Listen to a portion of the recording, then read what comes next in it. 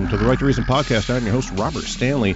I've been saving a fantastic debate between myself and Eric Hernandez on the Gospel Truth podcast for a rainy day that I am unable to produce a regular episode. I just got my second COVID shot, and I am managing, but completely out of it. I won't charge the patrons for this episode because I participated in it rather than creating it myself, but I've really been looking forward to presenting it to you for some time. Here is my debate with Eric Hernandez. Is God necessary for morality? This episode of the Right to Reason podcast is brought to you by our patrons and contributors like me. We have all recognized the value of the unrestrained marketplace of ideas and have decided to make a difference. You can make a difference too. Contribute at patreon.com/right and learn more about your right to reason at therighttoreason.com. Your activism is appreciated. That's just the next few shoes coming up on the Gospel Truth. Make sure you hit that like, make sure you hit that subscribe, make sure you hit that notification bell so you can stay in the loop. Whatever the Gospel Truth that's going on, you don't want to miss out on it, all right? Now, that said, I do want to bring Eric and Robert in. This debate was set up about 2 months ago. It's a while ago, man. So, finally got you guys on, man. I'm excited for this one, man. This is going to be a good one. I expect these guys to bring some strong arguments to the table. They bring these guys in. I don't want to keep these guys waiting too much longer. How you guys doing, man? How's everything? Doing good, well. Thank you. Good. Thank you for joining me this episode, man. I'm excited for this one, man. What's up, Eric, man? How Texas treating you, buddy? Good. It's doing good. Texas is always good. It's God's country. There it is in Lone Star State. What you got going on your side, Robert, man? How things on where you at, man?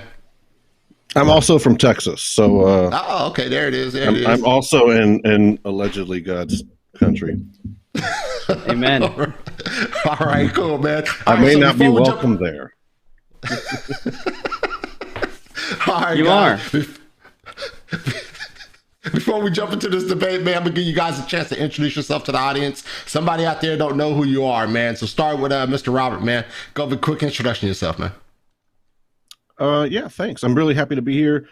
I watch your show constantly, Marlon. So I'm really excited to be part of this and talking to Eric. He's been on my podcast before, The Right to Reason. You can find it at therighttoreason.com. I'm on YouTube, just like Marlon and Eric.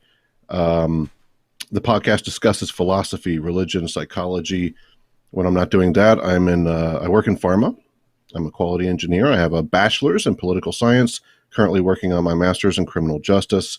I've been married to my wife, Gregoria, for 14 years. I'm a father of 2 teenagers, 1 boy, 1 girl. And we all live in Central Texas with 2 dogs. So that's about me. All right. Thank you, Robert, once again for joining me. All right, Eric, give a quick introduction of yourself, man. Yeah, name's Eric Hernandez. Like you said, I am the apologetics lead for the Baptist General Convention of Texas. Encompasses doing conferences in apologetics, and check out, shameless plug, YouTube channel, just youtube.com/Eric Hernandez. Wife and 2 beautiful children. God is good, 3 dogs. And yeah, looking forward to this. All right, guys, man, it's an exciting one, man. We're going to have a great discussion, a great debate. So once again, the topic of today's debate is God necessary for morality. Eric, you're arguing the affirmative in this debate. Robert, you're arguing the negative in this debate. So we're going to start off 15-minute opening statements. Then we're going to follow that with, I believe we had a 40-minute cross-examination. I believe 40 minutes, then the first 20 minutes would be more of a... It'd be 10 minutes each to ask questions. Or was it? I don't know. I forget the format there. I believe it's 20 minutes each to ask questions, and then that's going to be followed by more of a 20-minute open discussion between you guys, for you guys to hash out those lingering questions. That's going to be followed up with a 5-minute closing, and then we got some Q&A from the audience. Sounds good? Yeah.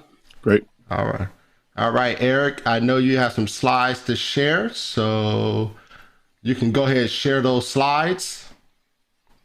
All right, let me get set up real quick. Okay. All right, okay. You ready? All right, I'm ready. You got it for 15 minutes. All right, so again, just thanks to both of you for being here. So let's jump right in. Tonight's question is God necessary for morality? Now, by this we mean objective morality, which both Rob and I hold to. And it would be important to start by giving a definition. So Objective morality can be defined as something that is universally binding and independent of human thought or opinion. And to answer tonight's question, we would need to first note some key features of objective morality that any system would have to account for on their worldview.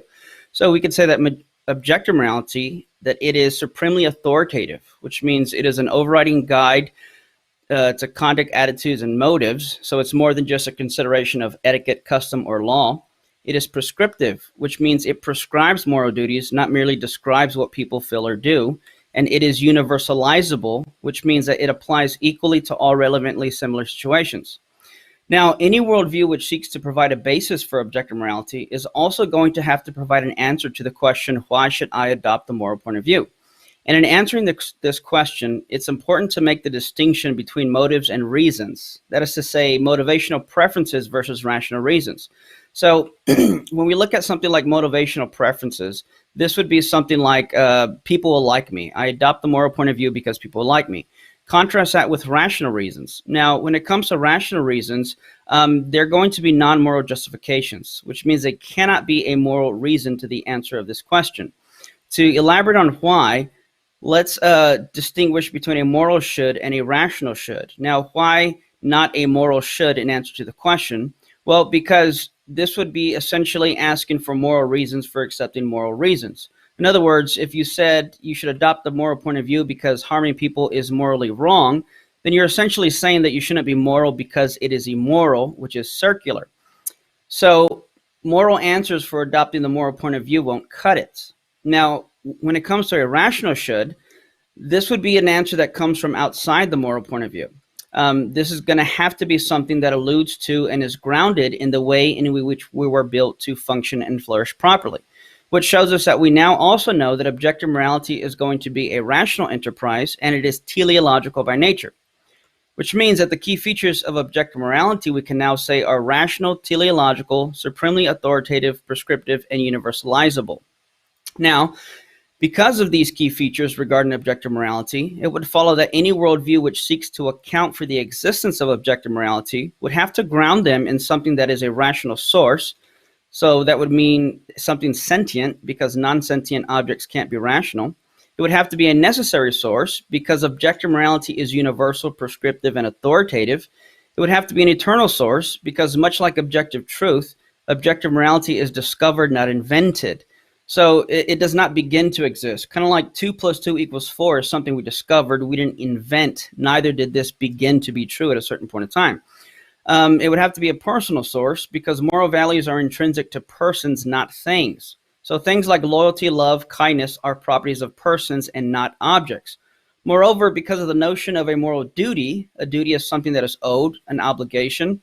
This notion arises from a command or order, which would imply some type of moral lawgiver.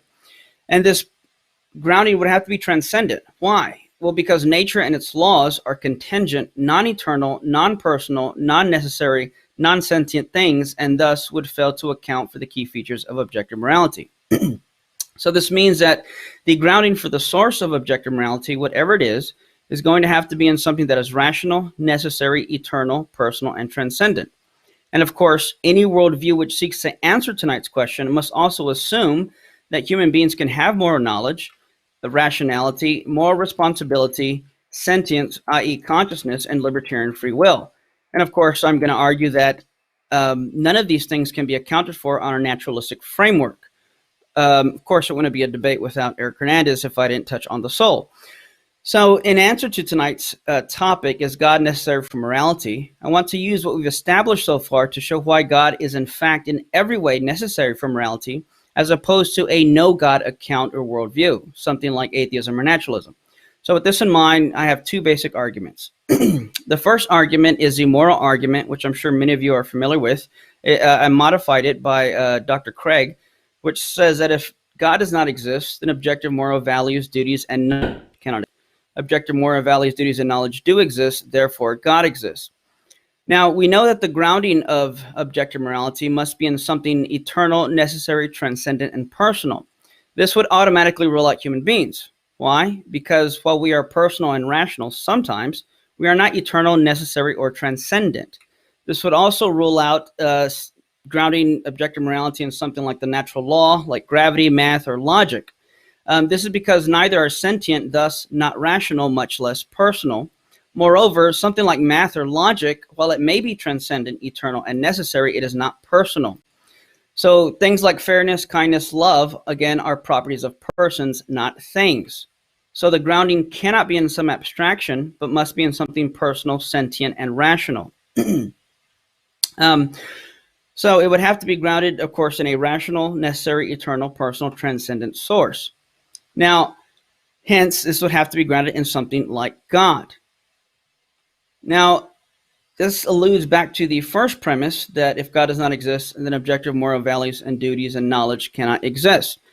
Now, concerning the knowledge aspect, this refers to what I mentioned earlier about the prerequisites for even answering the question. This is the assumption of moral knowledge. Now, anyone who's heard me debate before knows I use a version of the evolutionary argument against naturalism, argument from reason. But to basically sum this up in brief, it basically asserts that if there is no God, then our cognitive faculties have evolved for survival value and not truth value. Given that this is the case, we would now have an undercutting defeater, which would remove any justification for the truth of our beliefs. Moreover, if knowledge at minimum requires a justified true belief, well, then I would argue that if there is no God, then you cannot have a justified true belief given the undercutting defeater. So it would follow that if there can be no justified true belief or rationale behind it, then it would also imply that moral knowledge, much less moral knowledge, would be impossible. Moreover, I would argue that if consciousness exists, it is immaterial, and if such, would have to be grounded in an immaterial substance like a soul. But again, if there is no God, then there can be nothing like a soul, and thus consciousness would not exist.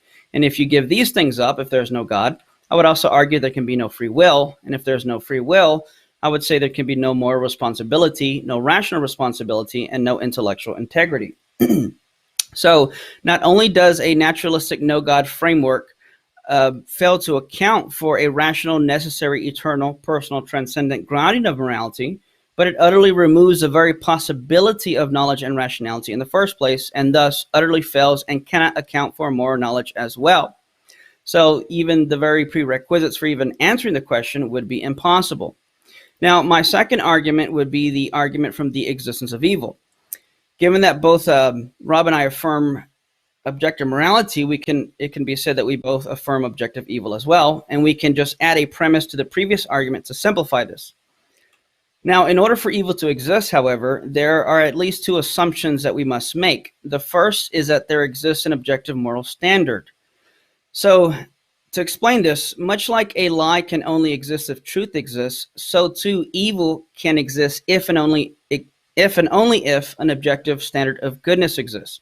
A lie is a deviation of truth, so too evil is a deviation of good. A lie is a privation of truth, and so too evil is a privation of the good. Now, the problem here is that we've already established in the previous argument that an objective standard of good can only exist if God exists. Hence, if evil exists, then it is a privation and deviation from an objective standard of good. And if an objective standard of good exists, then God exists, i.e. a rational, necessary, eternal, personal, transcendent being. Therefore, if evil exists, then a standard of goodness exists. And if a standard of goodness exists, then God must exist. Hence, if God does not exist, then there can be no objective standard. And if there's no standard, then evil cannot exist. But once again, if evil does exist, then it follows that God must exist necessarily. Now, the second assumption for the existence of evil is teleology to life in the natural world. Teleology is a notion of a final cause, an objective purpose or goal to things. To understand this, it would be important to understand the difference between an efficient cause and a final cause. An efficient cause is that by means of which an effect is produced, whereas a final cause is that for the sake of which something is brought about. It is the reason for which i.e. is the goal or purpose to something.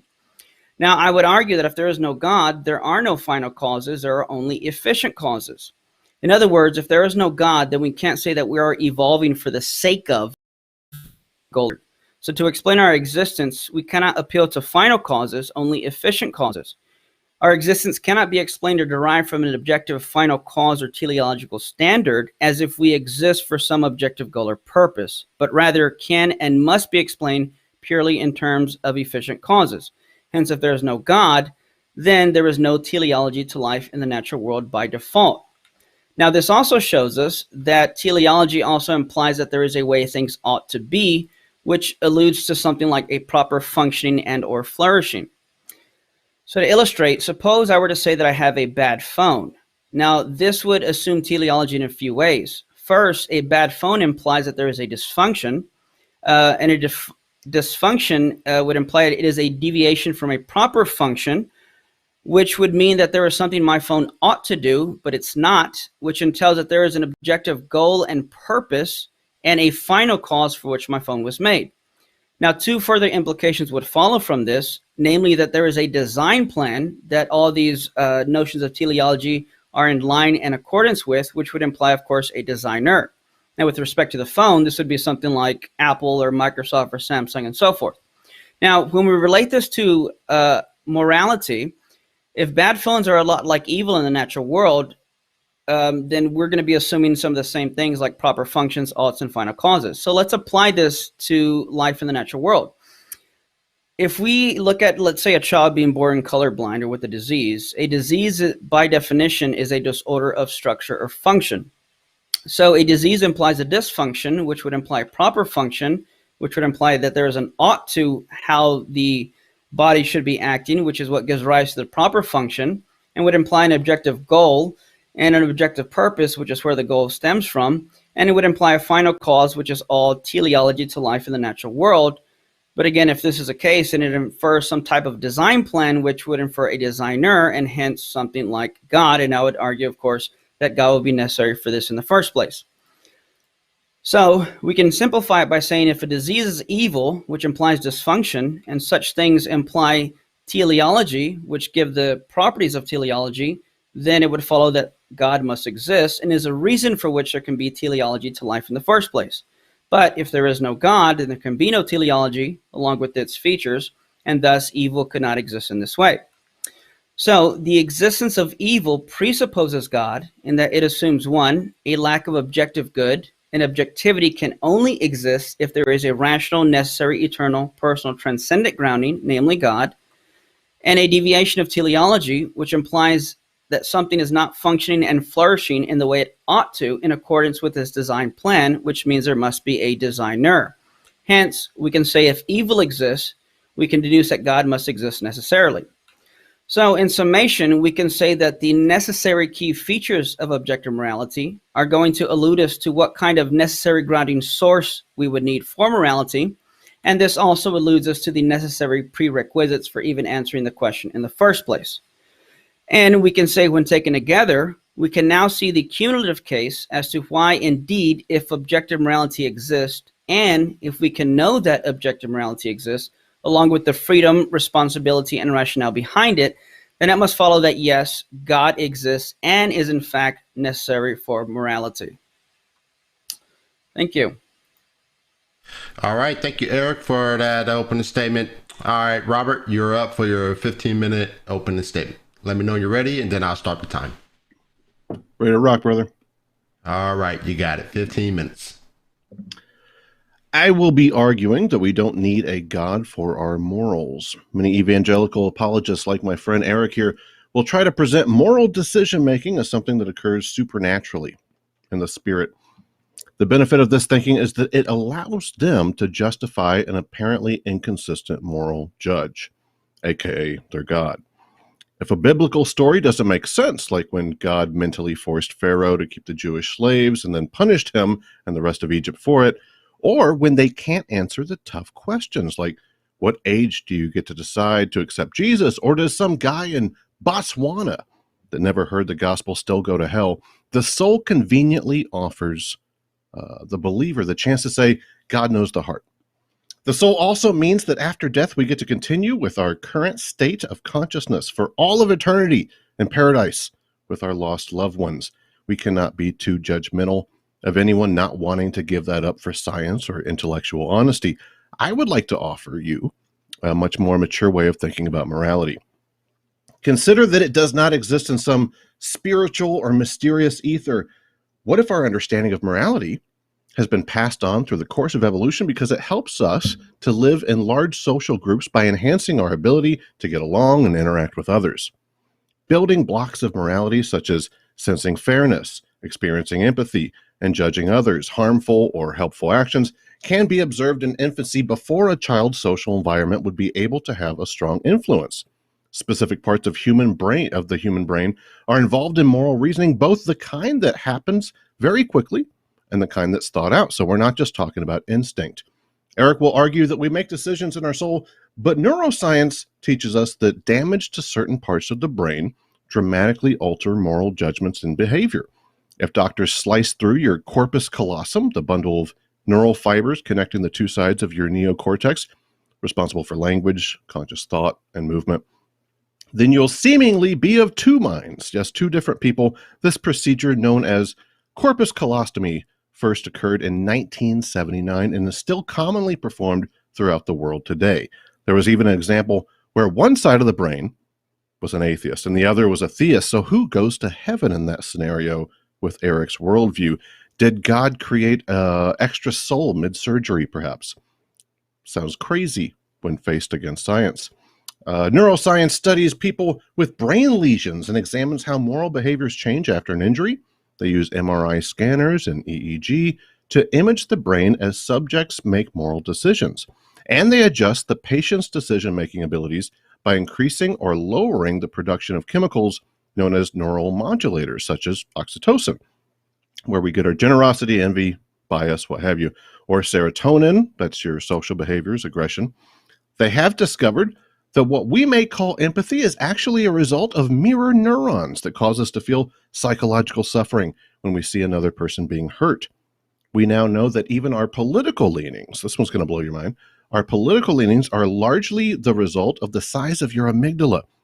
Conservatives have really big amygdala, there's two of them, and liberals have little itty-bitty ones, so make whatever joke you want there about liberals, but it's science. Morals don't come from some spiritual source. They don't even come from one place in your brain. There's no moral center. For example, I'm going to struggle through these, Eric. You might have to help me out. The medial prefrontal cortex plays an important role in interpreting the understandings and thoughts of mental states of ourselves and others. The ventromedial prefrontal cortex, a critical hub for caregiving behaviors, morality, and decision-making, combines our cognitive and emotional processes necessary to guide social behavior. The dorsolateral prefrontal cortex plays an important role in self-control and intelligence. Insula provides the foundation for being aware of how our body feels. The posterior superior temporal sulcus is the key region to understand the intention of others. So when you remember, do unto others as you would have them do unto you, you can't do that without insula and the posterior superior temporal sulcus. Can't be done. If morals were found only in a soul, then why would we see apparent moral actions in other animals, which I think we would agree don't have souls? You don't get to take your dog to heaven, although we would like to.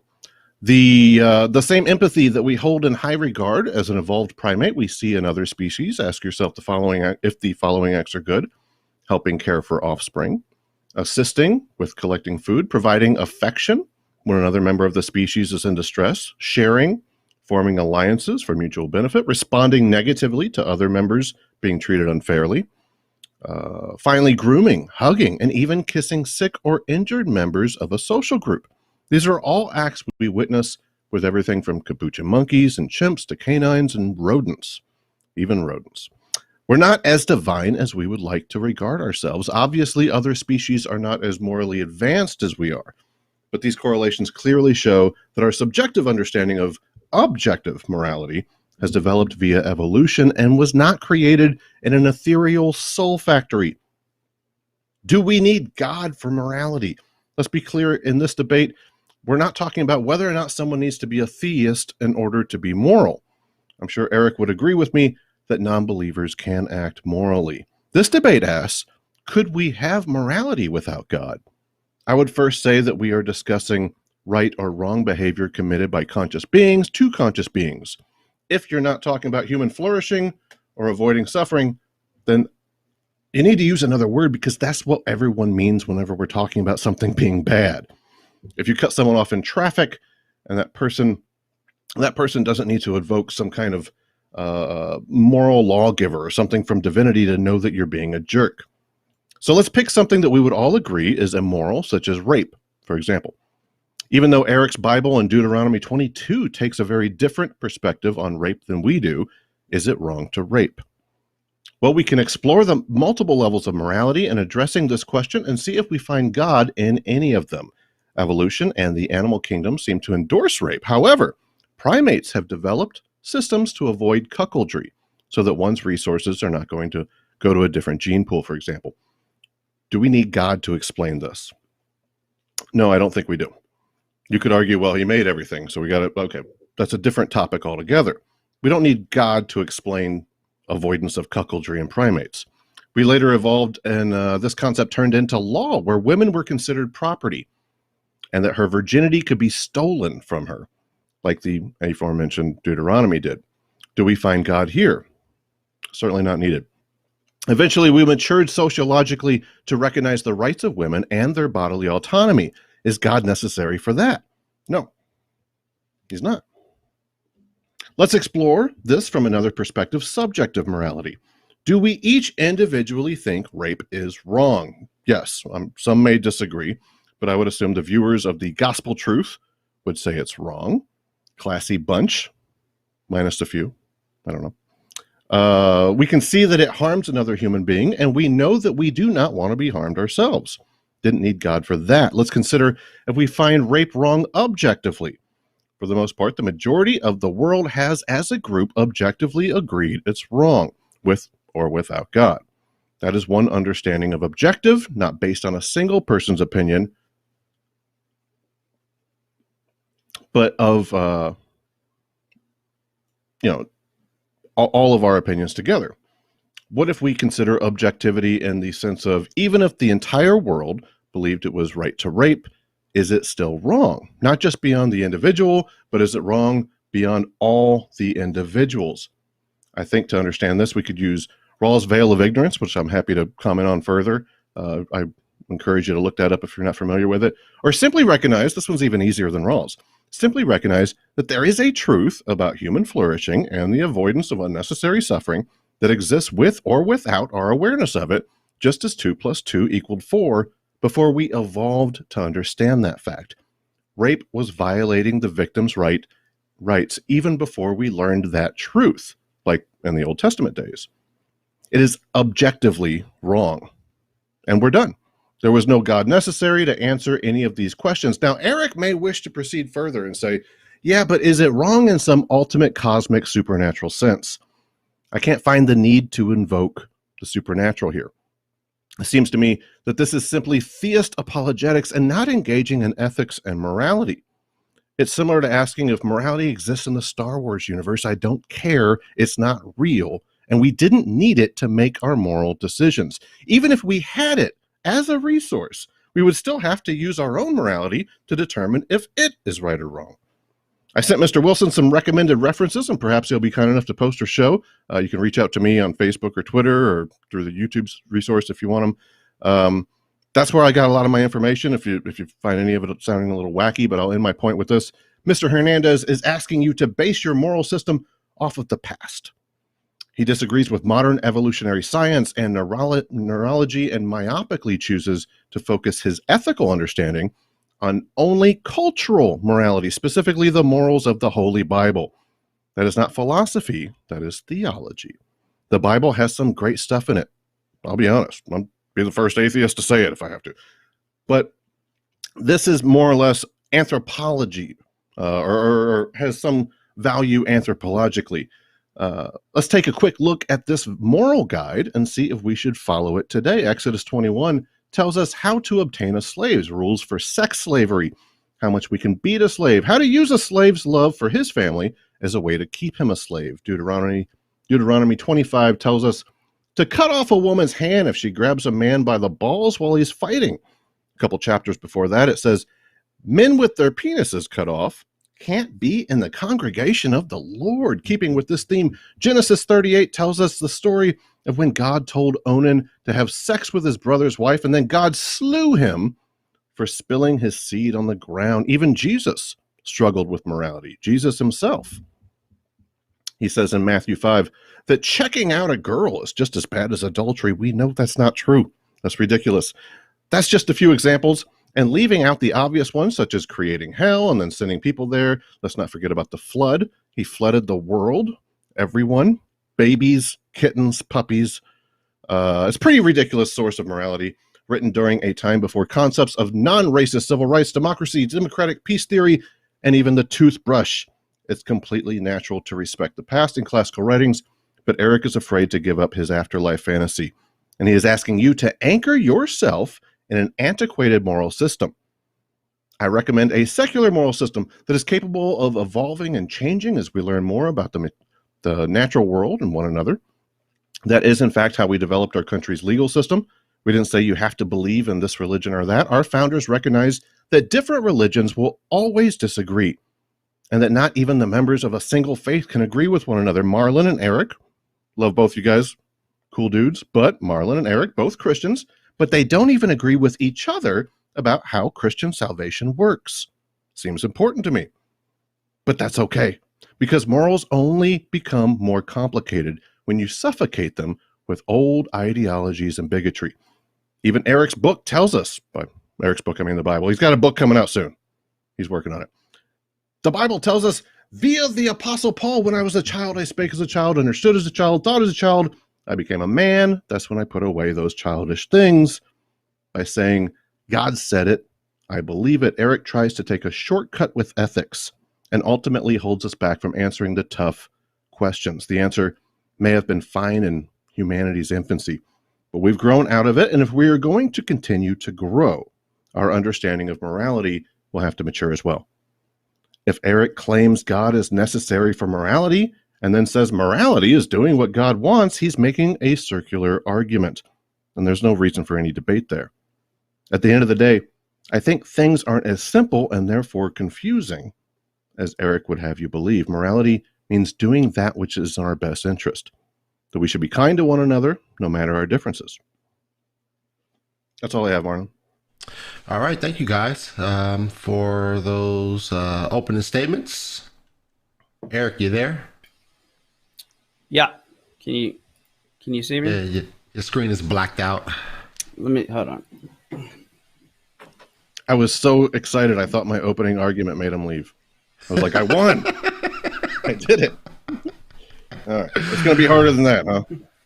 Yeah, so I got some, I think I got the cross out. I said 20 minutes each to ask questions. It's actually 10 minutes each to ask questions, the first 20 minutes. And then follow that with a 20-minute open discussion where you guys will be able to hash out those lingering issues.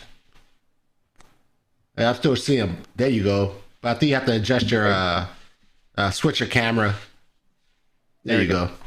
There you go. His opening didn't make me run because I didn't hear an argument. Oh. I was so excited for a moment. All right, guys, we're cross-examination now, man. So once again, this is 40 minutes total. The first 20 minutes will be 10 minutes each to ask questions, and then we'll follow that with more of a 20-minute open discussion. So, audience, I don't see any questions. A lot of questions anyway popping up. Let's get those questions in because these guys are ready to tackle them after their closing statements. That said, Eric, you're up for your 10-minute cross-examination of Robert. Yeah. Unfortunately, I heard some ad hominems in psychoanalyzing, such as me not wanting to give up a fear in an afterlife, and that I am telling people to ground morality in something in the past or the Bible. None of those were in my opening. Now, granted, you didn't know my opening, so I'll let you slide there because I like you. I guess my first question, to be quite frank, it would have to be where was the argument that God is not necessary for morality? I think I revealed that we could look at each stage of our moral progression as humans, and that at each of them he wasn't needed to decide that rape was wrong. Rape just being one example. We could use others, maybe something more simple, or if you want to go more complex, I don't know why. But well, here's the issue with that kind of response is that so I'm assuming you're familiar with the distinction between moral epistemology and moral ontology, correct? Whether or not it's true and where did it come from? Is that what you mean? No, so you have moral epistemology, moral knowledge, and then you have the existence of morality itself. It seems that your entire case was predicated on the fact. It sounds like it can be summed up by saying, I don't need to believe in God to know right from wrong. But that's not my argument, nor is that any version of any moral argument that I know of. The argument is that without God, there can be no morality in the first place. Now, you appeal to things that where you would allegedly say, we can know morality without belief in God. But again, it wasn't my argument. At best, evolution can make you believe that rape is wrong. And of course, you don't believe in free will, but it doesn't make rape wrong in the first place. So I'm not asking how we come to believe in morality. The question for tonight is whether or not God is necessary for the existence of morality. And I didn't hear an argument addressing that. Did you have one? Understanding the existence of morality, would that not be something that we would then access, we would perceive, being that you and I are both not moral relativists. So approaching it from any other direction than how do we discover morality, I don't know that there would be any use in that. No, so it's kind of like saying, I don't need to believe in authors to read a book. And you can even say, I can even read books better than you do, and I don't believe in authors. But the question is not whether or not we can read without knowing authors. The question is, why is there a book in the first place? That would be akin to the question of whether or not God is necessary for morality. Let me ask, so evolution... Okay. Go ahead. Sure. Well, if I were to answer that question, why is there morality in the first place? I would look at morality in the same way that we look at other truths. I think there are moral truths, empirical truths, logical absolutes. But if you're saying, if you're trying to explain why, right, and we're asking why these things are facts. If there's no God, where would you ground this in? And I gave the key features and what's necessary to ground morality. Where would you ground the existence, not the knowledge, but the existence of it? I don't know where everything came from. If that's the crux of it. In the same way, I don't know where morals came from, or laws of logic, or the books on my bookshelf, the matter that created them, what have you, life, pre-Big Bang. If we're going that far, am I straw manning your argument with that? Because I feel like you're saying, like, what? How would I would just come about? And I suppose that no. No, I suppose I just have to refer back to my opening, where there are features of morality that allude us to what is needed to ground morality. Not to know it, but to ground it. So you would have to ground these things without God. You would have to ground this somehow. Going back to try and put this in a form of a question, given your view on naturalistic evolution, you were evolved to believe rape is wrong. But what makes rape objectively wrong? And no? Okay. No, my body interrupted. I didn't interrupt, but yeah, I'll stop you there if convenient for the discussion. Simply something being evolutionarily motivating us one way or another. That's not how we've developed a morality. Those things might have helped us. So if I see a big round eyes wide apart with a big forehead, I see that as cute, right? And evolutionarily, we would say that that's how infants look. That might be how a puppy dog looks, right? That helps us in our empathy, but that doesn't necessarily define morality. Morality exists in many ways. I think I represented those. Some might be subjective. Some might be objective in the sense that we as a community agree it's not based on one member of the community. And there's another objective morality after that. And that's the one that I think we're talking about, or at least the one I'm talking about. And you're kind of dipping your toe into that water a little bit, where we would say it exists beyond us.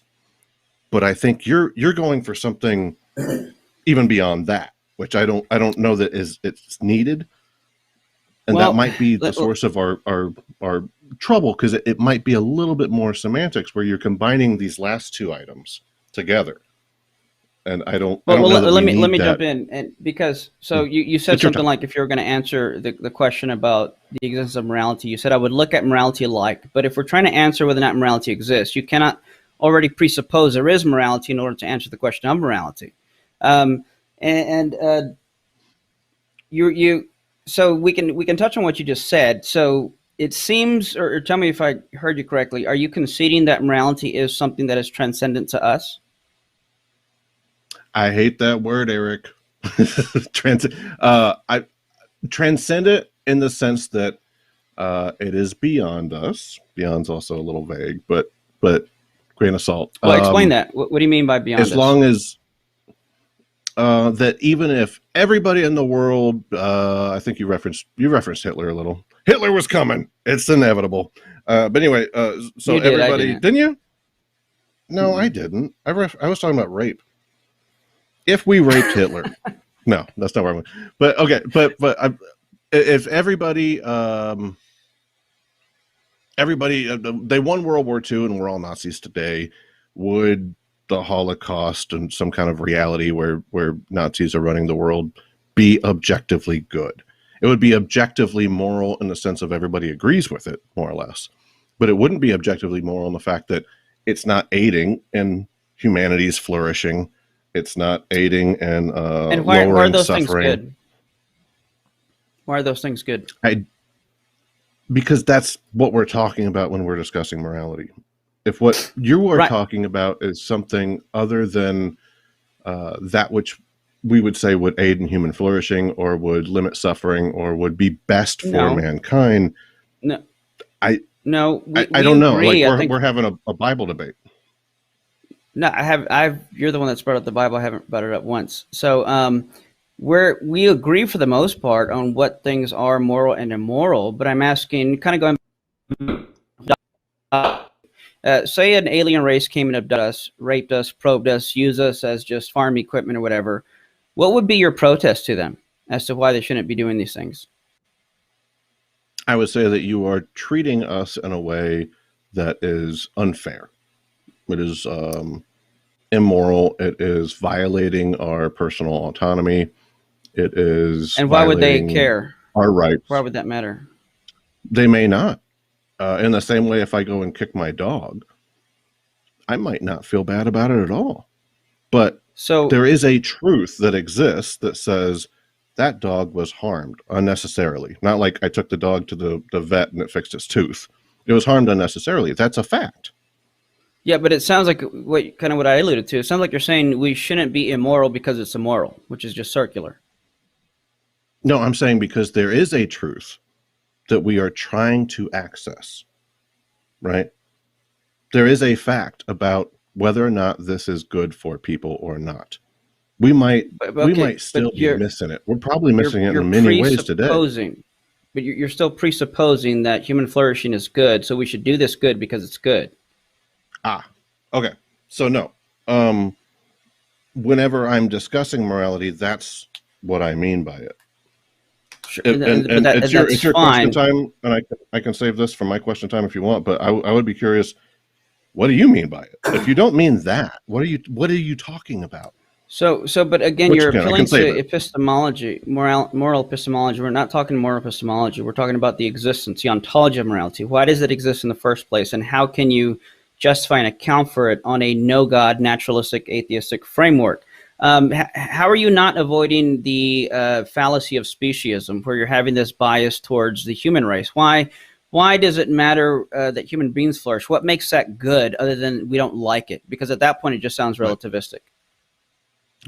Great and fair question. And to your comment before that, saying that I don't have something to ontologically ground it in, I don't see any difference from that, just because morality might be complicated. I don't see any difference from that one from saying, how did we get here? I can explain how we got here because of God, but you can't because you're an atheist.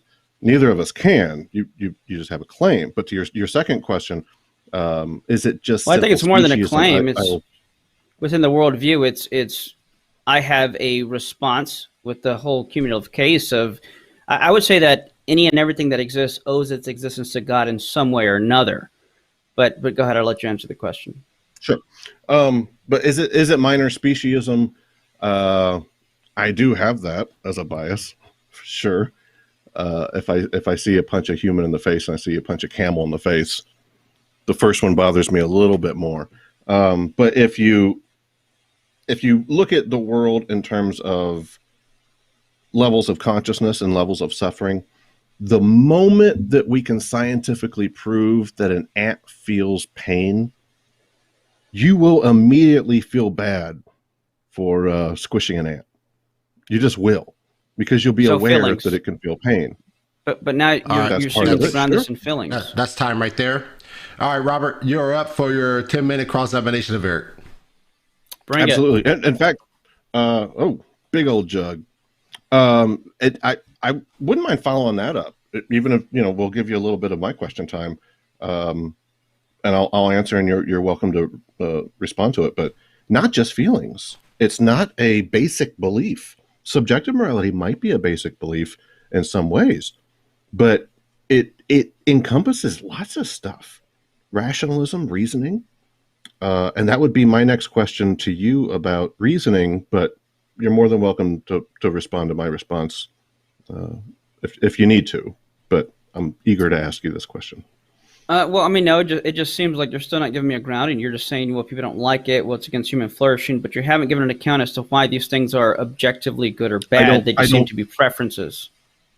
Right. I don't have a grounding in the way that you mean, because that's something that applies to believing in everything comes from a God. So it would lead to that, but I mean, it's no fault of that. Conveniently. Conveniently, it would lead to that. If I asked you what is the grounding in all of existence? But it's like saying that my wife is attracted to a certain guy that has a certain type of beard with, some muscles and maybe a little bit darker skin tone. That's convenient to the fact that I'm her husband, but it doesn't make it any less true. So you can't fault the position for being conveniently true if it's in fact true. That's quite an odd objection to make. I think it's intentionally convenient, but I'll save that one. So, okay. Sure. As far as rationality, I think we're in an equal dilemma here. Just as you were asking, so what is morals just based on feelings? Obviously, I don't think it's just based on feelings. Like I might take my son to the dentist. I might feel bad about it. I hear him going, as the drill's going in. So clearly we're both aware that it's not just based on feelings. There is reasoning involved. It's complicated. It's not just from like one source. It's not grounded in God, in my opinion. So I would ask you, do you use reason to conclude that God is a good moral source? Sure. So wouldn't we say that we have at least some similarity there, that we're both claiming morality requires our own independent, subjective form of reasoning to some degree? Yeah, but that was actually part of my case, that morality is a rational enterprise, and thus would need to be grounded in a rational source. Okay, so then some part of your understanding of moral objectivity is subjective to some degree. Would that be fair? No. Mm-mm. But you require your own reason to attain it. If by mean I as a conscious subject need to apprehend it, sure, but that doesn't make something subjective. I subjectively know, meaning I as a subject know that the number 2 is even, but that doesn't make the fact that the number 2 is even, doesn't make it subjective, just because I perceive it as a subjective subject. No. Yeah, 100%. I'm not claiming that because you use reasoning to obtain objective morality, that then your objective morality is subjective. I'm just saying you have to decide. To know objective morality. Right, or maybe know's a strong word. I don't know if we both want to take that burden on, but at least to discover it. Is that fair? Okay. Yeah. To perceive it. So in that sense, yeah. So in that sense, you have to rely on yourself to some degree to determine God is good. Yes or no? Not really sure what you mean by that, but I guess it kind of echoes the question you already asked. I mean, can I reason to the fact that God is the source? Then sure, that was my entire opening case. Yeah. So you could be wrong, About what? correct? About what? About needing God for morality. You could be wrong about all of Well, that. well, It's based on given your own given my reasoning. deductive, If you made a logical flaw, could my reason be flawed? Sure, but if we follow the logic as I did on my opening case, and given the features of morality, and given that this tells us what kind of source is needed, then whatever grounding you're going to get for this source, which is going to have to be transcendent, necessary, personal, eternal, then whatever you call that is going to be God. sure. So I would conclude then that we both have a similar issue here. While you're saying, I know I got it nailed down, hit the nail on the head. I solved it because I've got this God to reference, right? And this God's perfect and he knows everything. And he's the one I look to. We're both still looking to something for our morality, and we're using our own reasoning to get there. So I don't think that appealing to maximally great being helps your case, because you still have to decide he's the one that's good. Well, again, given the features of the grounding for this source, that description fits God. So it's not as if I'm saying, Yeah. oh, we need God. Let me try and figure out how to explain this. But rather, given that these are these features, this is exactly what describes God. Right. I don't think you're being dishonest about it. Or saying like, I gotta get a God, so here's what we're doing. I just think that we're both on equal playing field in that regard. Your appeal to something divine doesn't help your argument in any way, because you still decided that God exists and that he's moral, and I didn't. Given that, In that sense, it's your time, I would say just that we sure. Well, I would just say I'd be curious as to, because you say we're on equal playing fields. I don't think so, because I don't see how a naturalistic framework can account for something eternal, necessary, transcendent, and personal. Yes, let's get to that. And I saw that. I wanted to ask why it has to be personal. I also heard other terms like universally binding, supremely authoritative, and then that one that you brought up again, transcendent. And all of those give me a little bit of uncomfortability. Let's go with that first one. God. Why? Oh, that's why does he have to be personal? Oh, well, because I explained this in my opening, but I don't mind reiterating. So the source would have to be personal because these properties. Yes. I was saying, do me the favor of reiterating. Yeah. Oh, yes. So properties of justice, kindness, those kind of virtues, these are properties of persons, not things. So whatever grounds this would be something personal. Moreover, the obligation, the moral duty, is something that is owed to a person, not to a thing. I don't have obligations to the laws of mathematics or to the laws of gravity. I have an obligation to fulfill let's say, the speeding law, but that's because that was given by a person. So the moral duty arises from commands given, from obligations given, and the properties of morality are properties of persons, not things. I don't feel it's obligatory. So when you say I have an obligation to it, it's not obligatory. There's consequences for our behavior, and those consequences might affect others, or they might affect us. But either way, that the way I would understand morality is that what you decide to do, you are aware of those consequences. And when we're not aware of them, perhaps in some utilitarian sense, it still mattered. I don't go 100% down that road, but I get the logic of it. But there are consequences to what you're doing. I don't feel an obligation. You know what I mean? Does that make sense? So like that, I think that's a place where I'm a little more Lincoln Douglas than Oxford, so maybe I'm ruining the format of the whole thing. But I just want to talk to you about it. I don't understand why you would say it's obligatory, and even with your reiterating your point on it being personal, it just falls short, man. It does not make sense to me. It's personal in the same way that what I do with another person is in between us. That's personal. And if I act immorally or unethically to them, I have personally affected them. Yeah, but that doesn't make me think that the moral lawgiver needs to be personal, or even that we need a moral lawgiver. You know what I mean? No. But it seems like so far you're just saying you don't get it, or it just seems off to you. But that's not really an objection. I don't know if you're trying to get to one. No, I wasn't trying to get to an objection. I'm trying to understand your point. I want to steal, man. Okay. I want to get where you're coming from.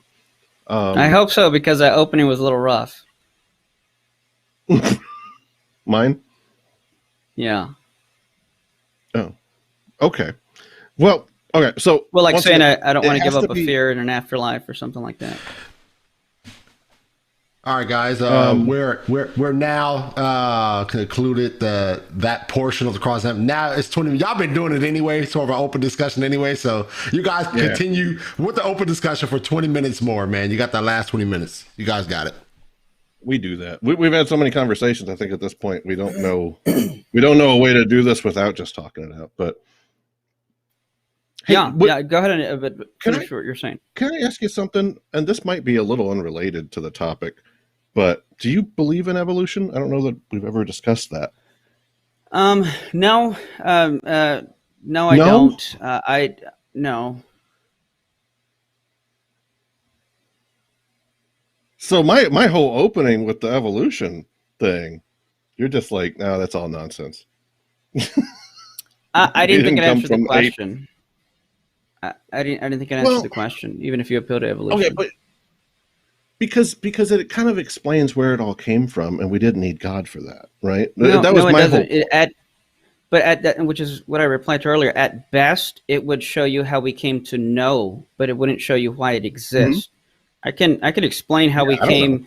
Right. I mean that still wouldn't answer the question. On there, you're just telling some more epistemology, not theology. I don't know why anything exists, Eric. You know that. You claim to know why, but that's just theology, man. That's not philosophy. That's boring. That's not a rebuttal or objection. That's just saying you don't like it. That's not my problem if you don't like it. There's a lot of things that are true I don't like. Doesn't make them less true. It doesn't make them helpful to understanding morality or ethics either. So,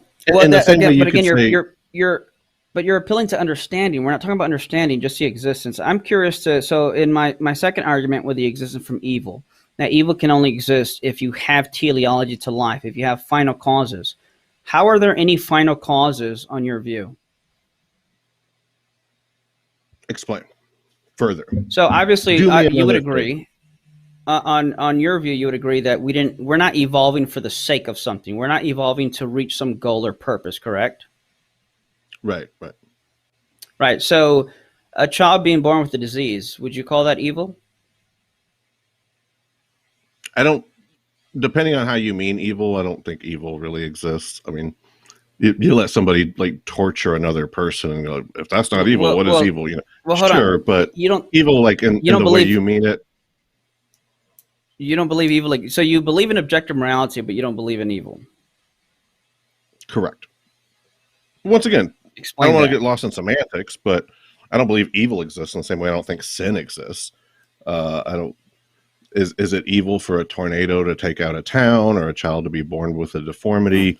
And in the sense of whenever we look at Isaiah and God says, I created evil, I would say in that sense of evil, I don't think it exists, but your Bible would say it does, and that it actually comes from God.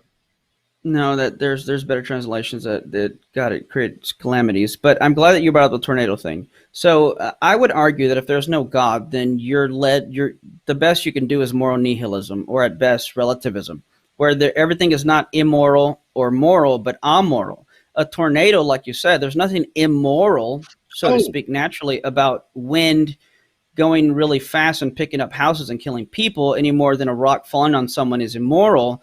But I would say that if there's no God and we're just physical machines, and as you would say, we don't have free will, then if we don't blame tornadoes and rocks and hold them morally accountable, I don't see how we can hold people morally accountable.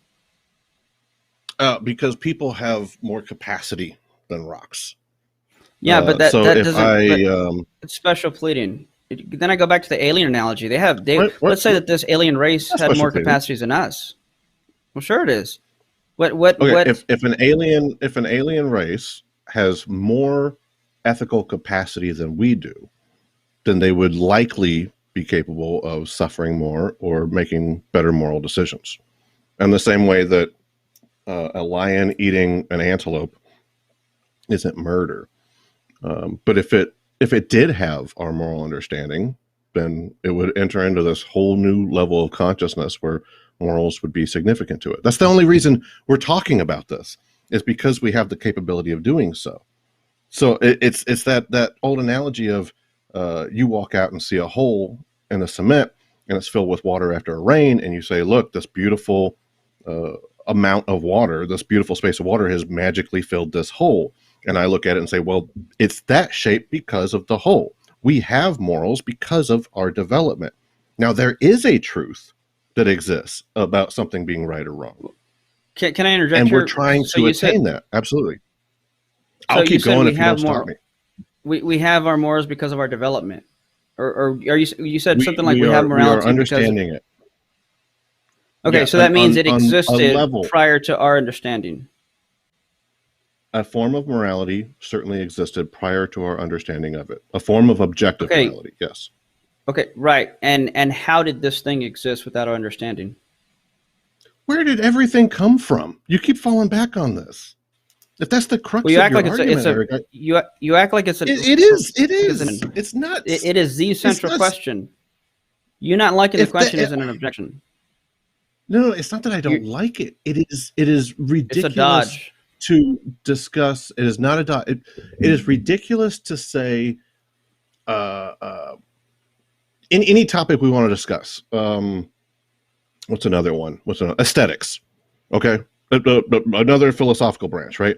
Why is Picasso's work appealing to us as opposed to my painting, right? My painting sucks. How do we know what's good or bad? And I'm not getting off track. Bear with me. I see you making the face. Right, yeah. Stay with me for 1 second. Okay, but I'm following you. In the same sense, if we are going to have a debate on what is aesthetics, why is the bird chirping appealing to my ear, right? We can have a philosophical discussion about that. Or why do I love looking at a horizon over the ocean? We can talk about this philosophically. But if you say, hold on, before we do that, where did the sound come from? Where did art come from? Where did aesthetics come from? Why are we here? I mean, come on.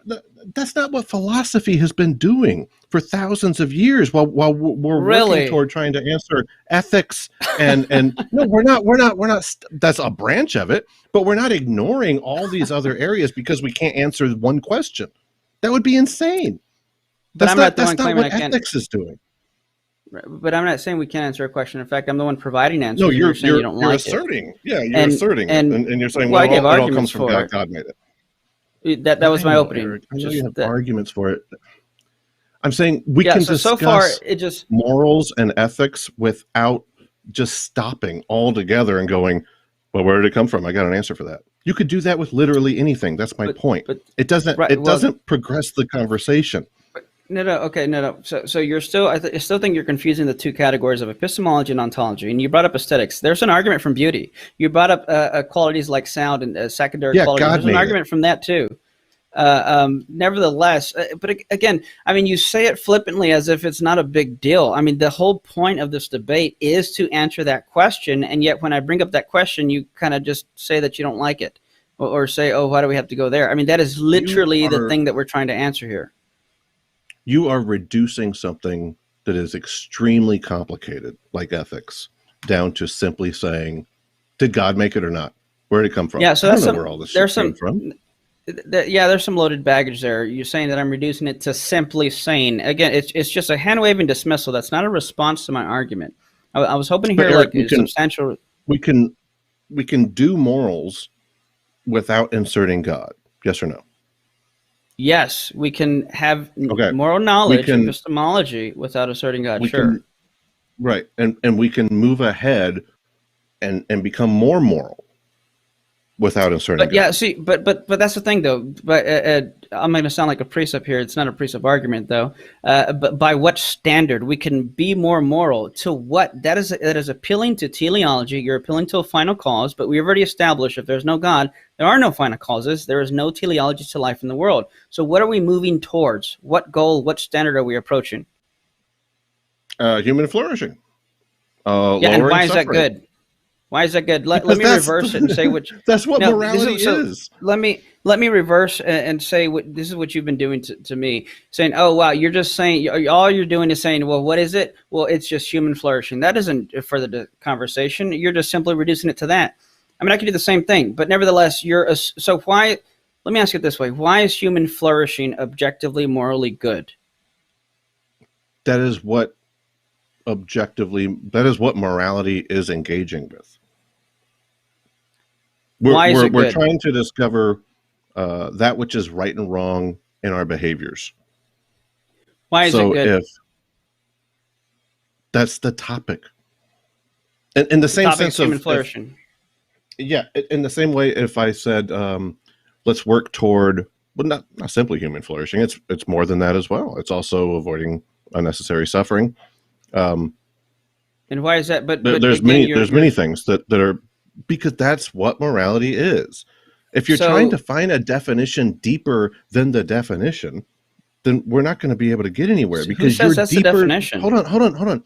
Your deeper source that you're looking for can only be found in the supernatural, can only be found in some kind of divine place. Preach it, brother. Right. That's my whole point. So if that is your argument, if you say, look, the way I define morality is that which comes from God, then you're making a circular argument when you say morals need God. So I didn't know that's not how I define morality. But what you're essentially saying is human flourishing is define it for me. Human flourishing is good, so we should do good because it's good. Because it's moral. And that's what morality is. If I asked you, what is your grounding in health? What is your grounding in function and flourish, which appeals to teleology? You go back to design? That what else is there? Teleology. How do you know if your phone is working or not?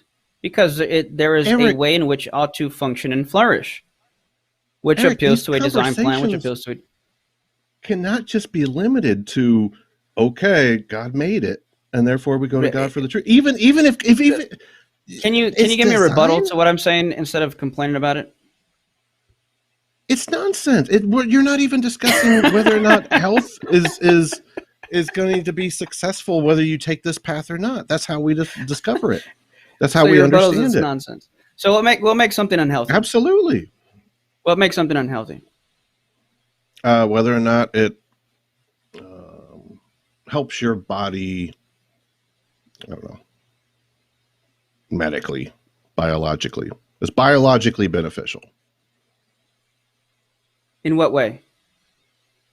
I don't know. Why do you need more than that? Well, because why are you asking why do you need more than that? Because it seems like if I push for more than that, you're going to have to eventually appeal to some type of teleology. Oh.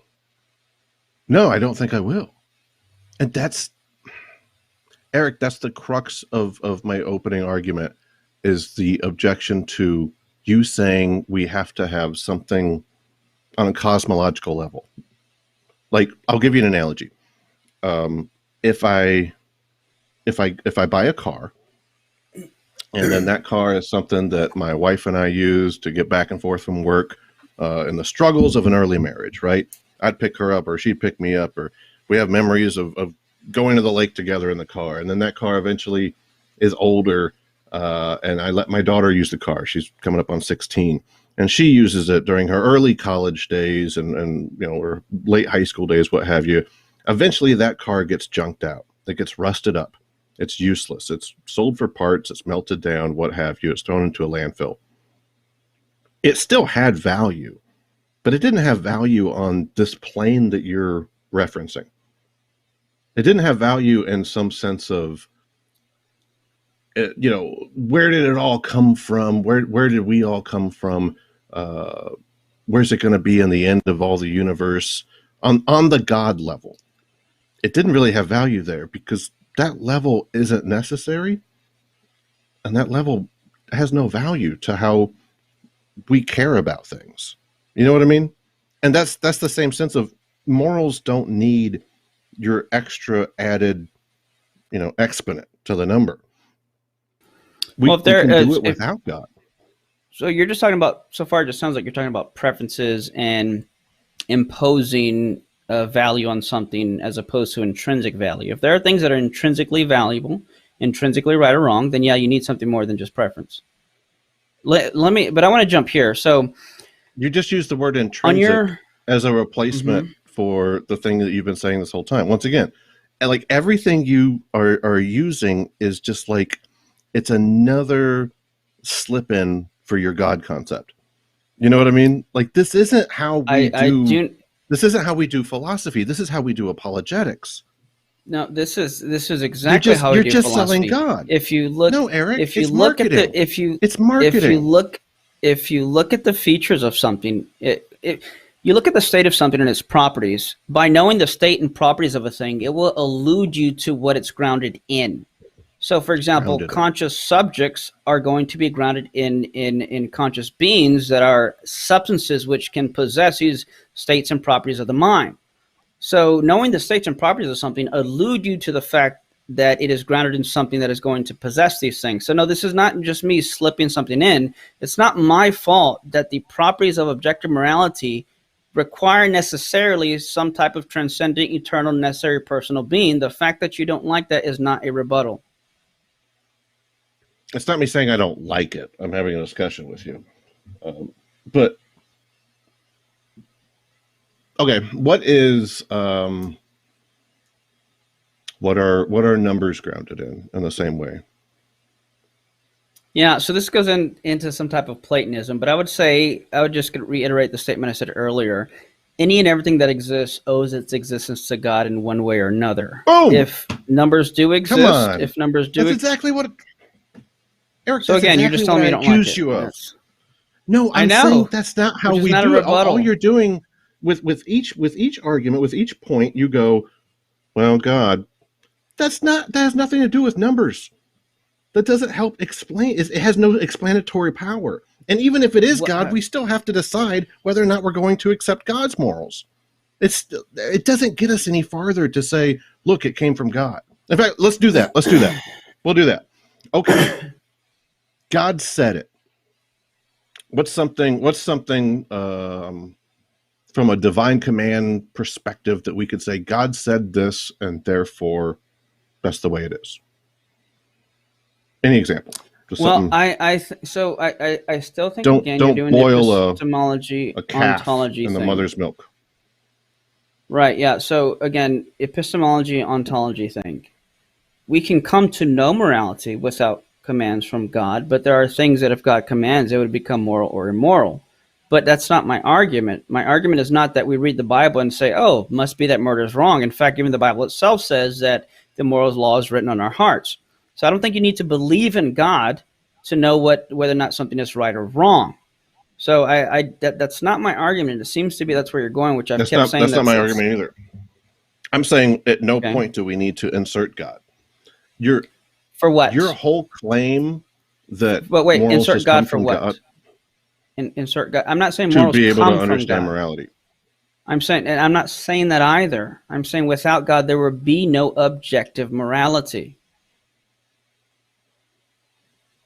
Not that we can't know it, not that we can't talk about it, not that we can't philosophize over it. That if there's no God, there's no objective, transcendent, binding morality in which we are obligated to do. There's no intrinsic value. There's no objective purpose or meaning. There's no teleology. All these things I explained in my opening. You keep pausing, and like each time you pause, I'm like, sorry. Can you? No, sorry.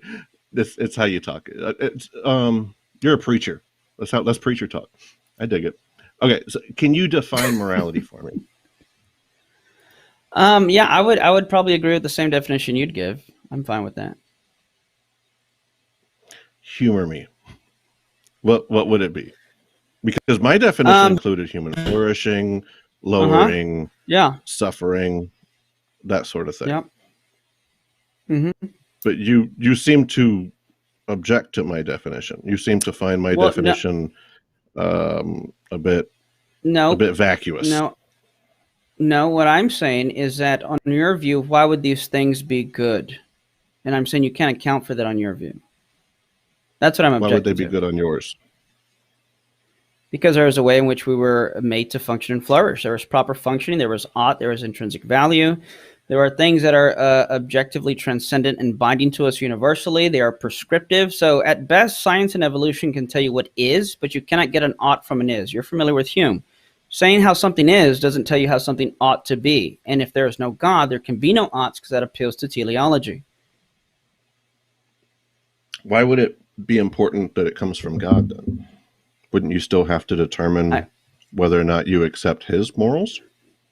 So again, I'm not saying it, quote, comes from God. I'm saying without God, there would be no intrinsic, everything else that I've described. There would be no teleology, no purpose. We're not, if you're saying we're progressing towards something in our morality, what are we progressing towards? There's no goal or standard. It's like saying this rock, this rock is being shaped by the river, and it's being shaped towards a better rock. What does that even mean? If there's no God, there are no final causes in that way. And that's what I'm saying you can't account for. One of the many things you can't account for. And if you just say again, but adding God doesn't do anything, it's not going to be a rebuttal. But we both can accept that morals exist, right? And we both can see that things are improving. And we both can recognize that is occurring. Improving. By what standard is it improving? I don't know, communally, but you can just look at the world and recognize that we have, due to technology, improved our healthcare. We've improved our laws. Democracy is spread around. You're giving me examples of what can be improved, but I'm still asking improving towards what those standard? Are things that have improved. According to what? When you say what standard, you're talking about a standard that is, once again, in your special little place, right? That special little place with all these words. Each time you use these words. Give me a standard. The one that you agreed to. A combination of human flourishing and limiting unnecessary suffering. No, those aren't the standards. Those are the examples. Those are examples that allude to a standard. Those aren't the standard. Correct me if I'm wrong, Eric. You said that you accept that as a definition of morality. Yes, but there still needs to be a standard. If I were judging who can paint the best, if I were judging who can paint or draw the best Marlon Wilson, then we can use examples that are progressing to better pictures of Marlon, but those aren't the standard. Marlon is a standard. So we use Marlon as a standard to judge which of these pictures are progressively getting better to look more like Marlon. Eric, that's because in your question, you presented the standard. So if you say, which shows there needs to be a standard. Who can draw the? That's the point. No, because in your question, you put it in the question. Who can draw the best picture of Marlon, referencing Marlon as the standard to which they would draw the picture, right? Mm-hmm. And then you want to apply that to something to judge things. That you have no evidence of a standard, but then you use the fact that this exists, and you say, I need this standard for this to exist, and then you use that to defend the fact that something exists. For example, no, I did the opposite. If we didn't, it's different than Marlon. If you said, who can draw the best image of Jesus Christ? That would be analogous to your God argument. What is the standard for that? I don't know. We're trying to attain it, right? So you can go and research, look through all the anthropological evidence that you have. You can read the Bible. You might be able to find. Go ahead. Can I skip to something just because I see Marlon? I don't know how much time we have. We're actually concluding. I was going to let you guys finish up the last bit of that, and that does conclude the cross-examination of this discussion. That was quick. Okay. It go by fast, man. When you're in the heat of battle, man, It zooms by, man. It really does. All right, so now we're going to go to closing statements. Once again, these are 5-minute closings. This will be followed by Q&A. So once again, audience, get your questions in if you have yet to do so. With that said, Eric, you're up for your 5-minute closing. Yeah, I'm not even sure if I'll use the whole 5 minutes, but yeah, I still didn't hear a response to how you can ground objective morality. I heard examples of things you would consider moral or immoral, but again, you're going to have to judge it by some standard. One thing I didn't get to that I would have loved to was moral accountability. If there's no free will and no God, then how can we hold people morally accountable? Robert rejects free will, and I don't see how you could have rationality or knowledge. Again, the key features of objective morality show us what is going to be needed for the grounding of morality. And the grounding of morality is exactly what describes God. The fact that it fits and it describes, and that's what we logically deduce and go to, for some reason he felt was, I don't know, I don't mean to mischaracterize, but I think it can be simplified by saying that he just didn't like the answer. If I add 2 and 2 and it equals 4, it doesn't matter if I don't like the number 4. If 2 plus 2 leads to 4, then that's what I have to take, whether I like it or not. Yeah, I mean, I really, like I said, I don't think I used all 5 minutes just to say I still haven't heard a case for how objective morality can be grounded in we're not talking about moral knowledge, how we come to know morality. We're talking about why does it exist in the first place, or how can it exist? This is moral ontology. Appealing to evolution at best can show why you believe rape is wrong, but it doesn't make rape wrong itself. That's what we're looking for, is what makes it wrong. If you appeal to something like, well, it harms people, well, then you're just saying that this is wrong because it's wrong. But again, what makes it wrong? You're going to have to allude to some type of teleological framework, which cannot exist if there's no God. If there's no God, we're not evolving towards something. We're not evolving for the sake of something. So we cannot be progressing, because progression insinuates that there is an aim or goal or standard to which we are progressing towards. But if there's no God, all you have is efficient causes, no final causes, no teleology. And again, with the key features of objective morality, there is no way to ground these things in anything, because again, it's going to have to be transcendent, personal, eternal, and necessary. You're not going to get any of these things on a naturalistic framework. So again, appealing to anything like evolution, even if I were to grant evolution, it does not get you to where you want it to be.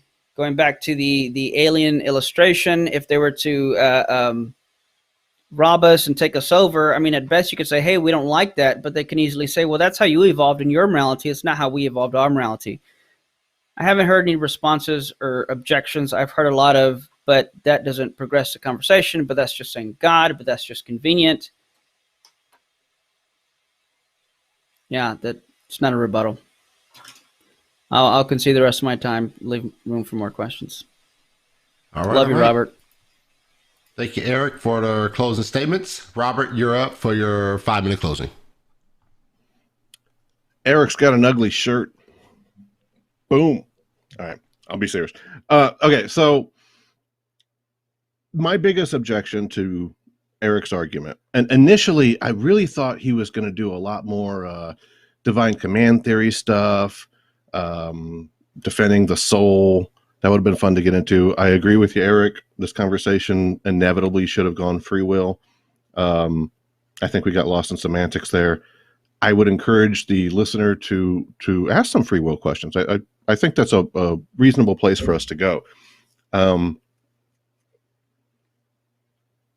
My biggest objection to the cross-examine part of the discussion is I see Eric as initially agreeing with my definition of morality and agreeing that we don't need God to understand that morality, and yet inserting an unnecessary extra plane, a special plane.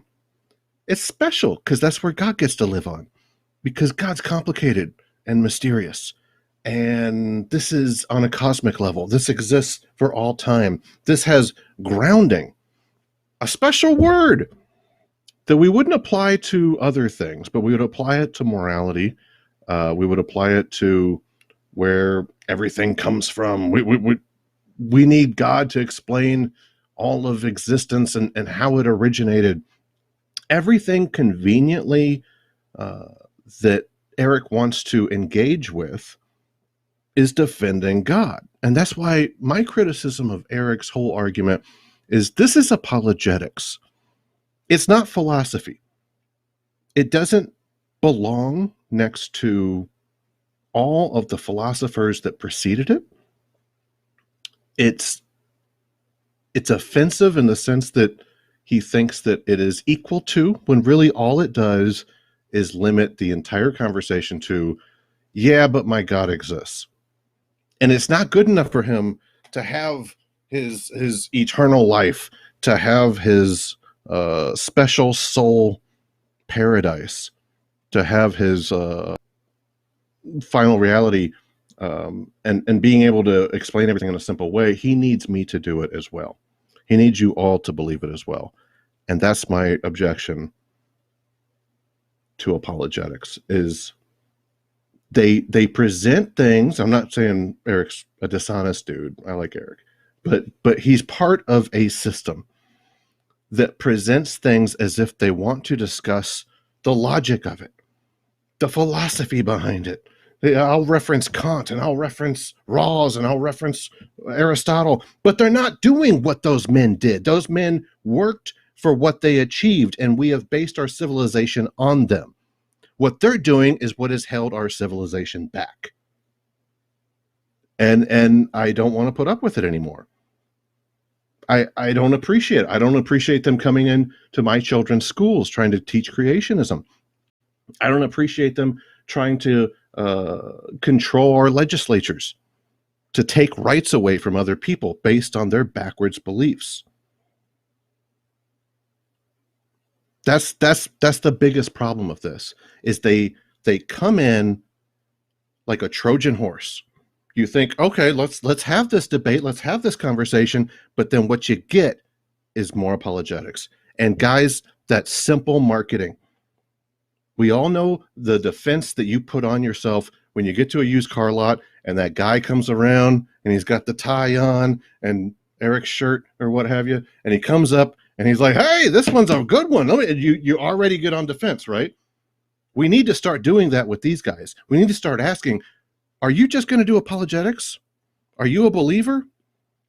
Because if you're not a skeptic, I need to approach you with some skepticism.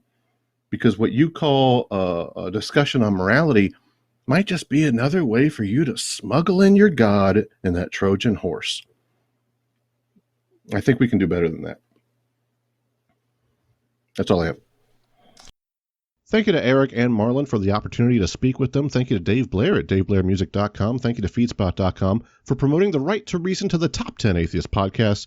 Thank you to our patrons: Jason Parker, Freethinker 215, Alan Marks, Philip Spawn, Bernard Lamberell, Enema Man, Larry Wilson, Brittany Catherine Class, and our top supporter, Rob Montgomery. You can support this broadcast at patreon.com/right and learn more at therighttoreason.com. Next week, I will promote the argument that the concept of the self is an illusion, the meaning of life is the result of evolution, and culture is not your friend, while playing clips from Sam Harris, Dan Dennett, and Terrence McKenna, and debate 3 accomplished philosophical brainiacs that disagree with me: Chris Shelton, Aaron Adar, and Pastor Caleb Graves. And I really mean it this time.